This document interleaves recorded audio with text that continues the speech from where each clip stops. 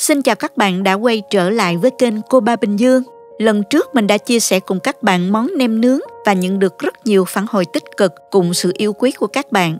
Sau một thời gian thử nghiệm và cải tiến công thức cũng như cách làm, hôm nay mình sẽ chia sẻ thêm một công thức nem nướng mới nha. Đặc biệt là cách cuộn nem độc đáo, dễ và nhanh nhưng cho ra thành phẩm nem tròn đều như máy làm vậy đó. Trong video này, mình sẽ làm từng bước chi tiết từ cách chuẩn bị nguyên liệu, pha chế gia vị đến kỹ thuật tạo hình để ai cũng có thể thành công nha. Nào chúng ta cùng vào bếp thực hiện ngay nha các bạn. Chúng ta có thể xem những thành phần nguyên liệu chi tiết, hình ảnh nguyên liệu cụ thể để thực hiện món này ở cuối video hoặc tham khảo những dụng cụ nhà bếp mình hay sử dụng bên dưới phần mô tả của video. Nem nướng các bạn phải có thịt xay nè. Có thể mua thịt xay sẵn hoặc là mình tự xay cũng được. Xay xong thì mình cho vào ngăn đông khoảng 1 đến 2 tiếng cho thịt đông dẻo lại nha các bạn. Tiếp theo là 500g giò sống. Mình cũng đã rã đông và nó còn dẻo như vậy nè. Còn đây là phần mỡ. Các bạn chọn thịt mỡ gáy sẽ giòn hơn. Nếu không có thì mình chọn mỡ thịt cũng được. Mình có 250g mỡ đã rửa sạch với muối. Sau đó trụng qua nước sôi. Bây giờ mình cắt mỡ nha. Các bạn cố gắng cắt hạt lựu nhỏ như vậy ha.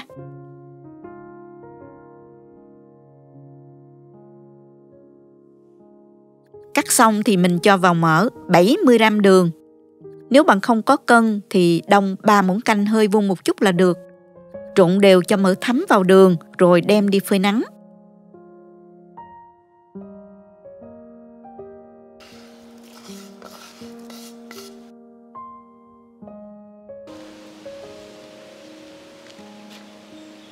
Khi thấy mỡ trong lại là được, có thể sấy lò với nhiệt độ 120 độ F trong 1 tiếng rưỡi nha.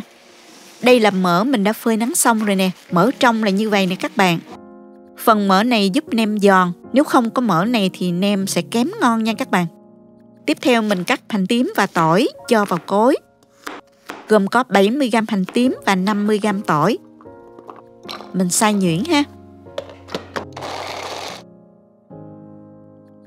Mình pha hỗn hợp gia vị cho 1,5 kg thịt và 500g giò sống nha. Cho vào đây 2 muỗng canh nước mắm, 2 muỗng canh bột nêm gà, 2 muỗng canh sữa đặc, 2 muỗng canh dầu hào,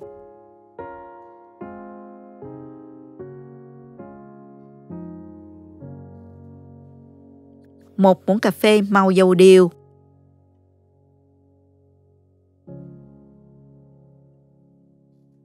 1 muỗng cà phê tiêu, nửa muỗng cà phê ngũ vị hương, nửa muỗng cà phê bột nở baking powder. Cân lượng gram mình có ghi rõ ở đầu video và dưới phần mô tả. Các bạn vào xem nha. Thịt mình đã đông dẻo như thế này nè. Mình dùng tay bẻ thịt ra nha. Thịt rất là lạnh luôn. Mình cho hết 1,5 kg thịt vào thố. Lưu ý là thịt xay phải có khoảng từ 10 đến 20% mỡ thì nem nướng mới ngon nha các bạn. Tiếp theo là 500g giò sống. Mình cũng đã rã đông và nó còn dẻo như vậy nè. Cho hết gia vị đã trộn lúc nãy vào. Lưu ý là trong giò sống đã có một ít gia vị nên các bạn cẩn thận khi ướp nem nha. Dùng tay mình trộn sơ.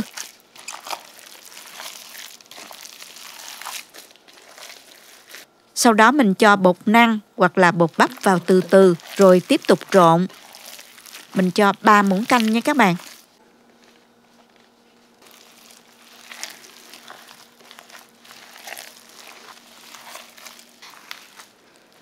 Để nem có màu đẹp và hấp dẫn hơn thì mình cho thêm một chút màu gạch tôm.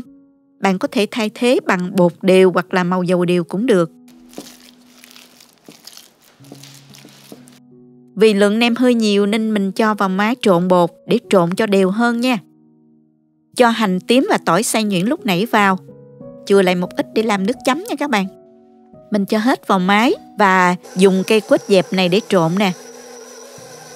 Bật số 1 mình trộn 1 phút. Sau đó mình cho mỡ đường vào từ từ và mình tăng lên số 2. Trộn thêm 2 phút nữa.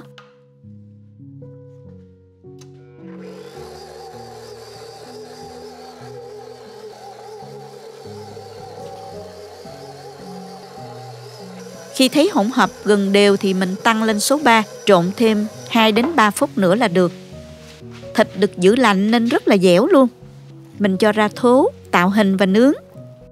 Muốn nem thấm ngon hơn thì các bạn cho vào ngăn mát tủ lạnh từ 2 đến 4 tiếng cho thật lạnh, rồi mình tạo hình và đem nướng nha. Thịt càng dẻo thì nem càng ngon càng giòn nha các bạn. Thịt vẫn còn lạnh nên bây giờ mình tạo hình nem luôn. Mình dùng bịch Ziploc rọc ra hoặc là miếng ni lông cũng được. Lấy một ít dầu xoa vào tay để chống dính. Rồi mình lấy một ít nem cỡ bằng cái trứng gà, để xuống. Sau đó gấp miếng ni lông lại. Và mình dùng miếng nhựa này vừa giữ vừa kéo để định hình. Rồi mình dùng que xiên qua ha. Một cách nữa là vo trên tay, ép chặt cho dẻo, sau đó mình dùng đũa tre xiên qua. Rồi mình để que nem xuống miếng ni lông, gập miếng ni lông lại. Rồi mình dùng miếng nhựa giữ lại, vừa giữ vừa kéo miếng ni lông để tạo hình. Thịt sẽ dàn ra cây que rất đều.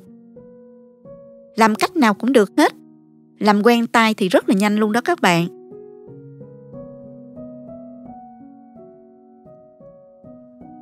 Các bạn dùng đũa tre tiệt trùng loại dùng một lần đó. Nếu nướng than thì các bạn phải ngâm trong nước khoảng 30 phút để khi nướng que không bị cháy nha. Hôm nay mình nướng lò nên không cần ngâm que.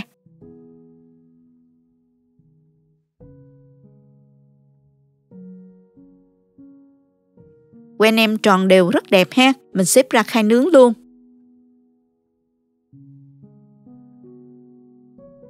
Mình làm xong rồi nè. Để chuẩn bị nướng thịt thì mình pha hỗn hợp để quét mặt thịt gồm có 1 muỗng canh mật ong, 1 muỗng canh nước khuấy tan,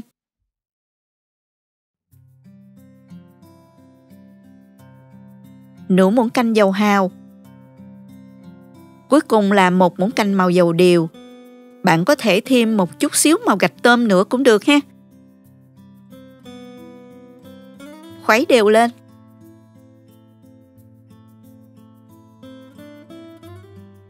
Cho nem vào lò nướng ở nhiệt độ 380 độ F. Mình nướng mỗi mặt 15 phút nha.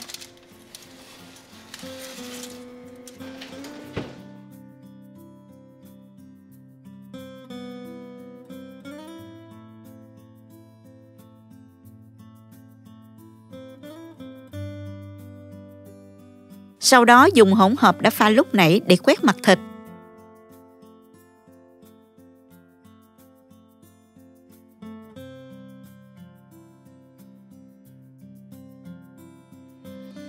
Rồi mình dùng cọ quét đều và nướng mỗi bên thêm 5 phút nữa. Lò nướng của mình có quạt á, nên nhiệt rất đều, dễ nướng lắm. Tùy theo nhiệt độ của lò mà các bạn nhớ thăm chừng nem. Khi vừa vàng là mình quét mặt nem và nướng thêm cho nem lên màu như ý nha các bạn.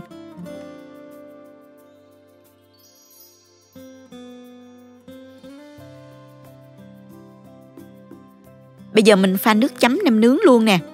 Cho vào nồi 1 muỗng canh dầu, cho 1 muỗng canh hành tỏi băm vào phi thơm.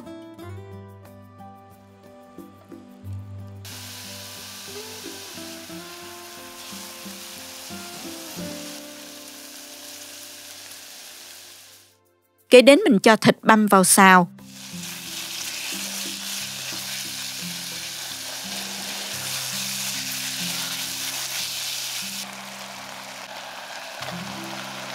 Khi thấy thịt săn lại và chín tái thì mình tiếp tục cho tôm vào xào chín.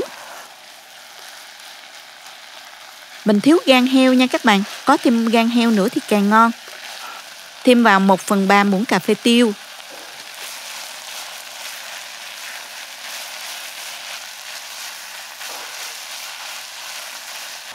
Phần tương hột là 250g, mình dùng cả nước lẫn cái luôn nha.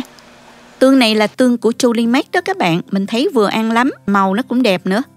Thêm 100g tương đen là khoảng nửa chén đó. Tương đen thì các bạn dùng loại tương ăn phở đó, cho vào nồi luôn. Với lại 3 muỗng canh bơ đậu phộng. Trộn đều lên. Rồi mình tiếp tục cho vào 300ml nước dừa và 300ml nước lạnh. Thêm 2 muỗng canh đường.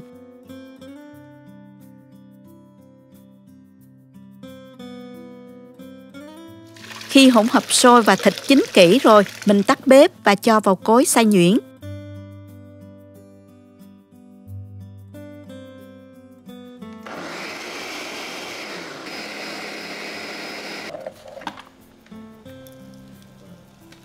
Sau đó đổ trở lại nồi.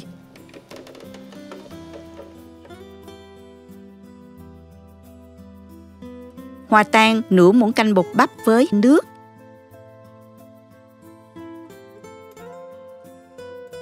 Cho vào từ từ, cho hỗn hợp sánh nhẹ là được. Vì khi nguội sẽ sánh hơn một chút nữa là vừa nha các bạn.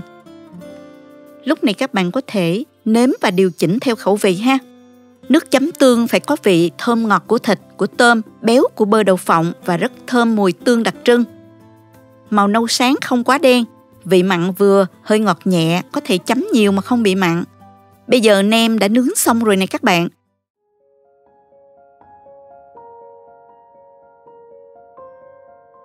Màu đẹp chứ nè, thơm lắm luôn á.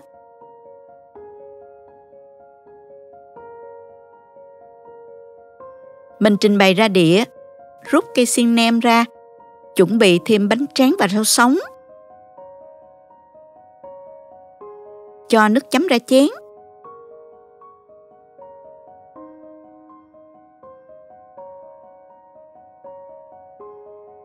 Nhìn bên ngoài màu sắc hấp dẫn ha. Nem không hề bị khô nha. Đặc biệt là hình dạng rất tròn đều nhau nhờ cách tạo hình nem đặc biệt của mình, dễ và còn đẹp nữa ha.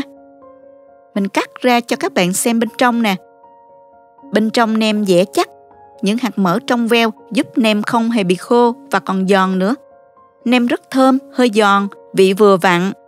Mình cuốn bánh tráng với rau sống, một miếng bánh hỏi, rồi đến nem. Bạn có đồ chua hoặc thơm thì mình cho thêm vào nha. Xong rồi cuộn lại. Chén tương nhớ là cho thêm ớt băm và một ít đậu phộng rang nữa nha các bạn. Mình chấm ngập tương và dùng thôi. Tất cả hòa quyện trong một cuộn bánh tráng. Nem nướng rau sống tươi mát cùng nước chấm tương phải nói là ngon tuyệt luôn các bạn. Bây giờ mình tóm tắt lại những điều cần lưu ý để các bạn làm nem được ngon hơn nha. Lưu ý là thịt phải lạnh dẻo, nem mới giòn nha. Mỡ phải phơi nắng hoặc sấy cho trong, khi trộn nem mới ngon. Nhớ là cho bột để hút nước. Khi nướng nem không bị ra nước, giúp nem dai giòn, nên các bạn đừng quên nha. Chỉ cần làm đúng theo công thức và liều lượng của mình là ngon à. Chúc các bạn làm nem nướng thật ngon cho gia đình và những bữa tiệc cùng bạn bè nhé. Cảm ơn các bạn đã xem hết video. Nếu thích cách mình chia sẻ, nhớ gửi cho bạn bè cùng xem, bấm like và đăng ký kênh để xem nhiều món ăn mới của mình. Nếu thấy video thực sự hữu ích, bạn có thể gửi tặng ekip thực hiện một ly cà phê bằng nút Super Thanks hình trái tim ngay bên dưới video. Các bạn cũng có thể truy cập website cobabình-dương.com để xem công thức nấu ăn dưới dạng bài viết.